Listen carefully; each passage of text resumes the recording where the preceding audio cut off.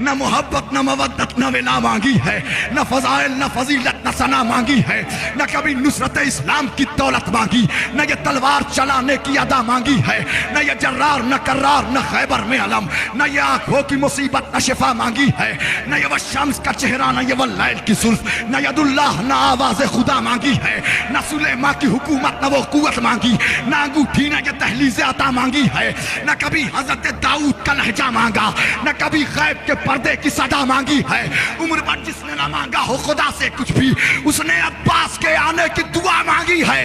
तो अब मिटा सकता नहीं कोई अज़ादारों को,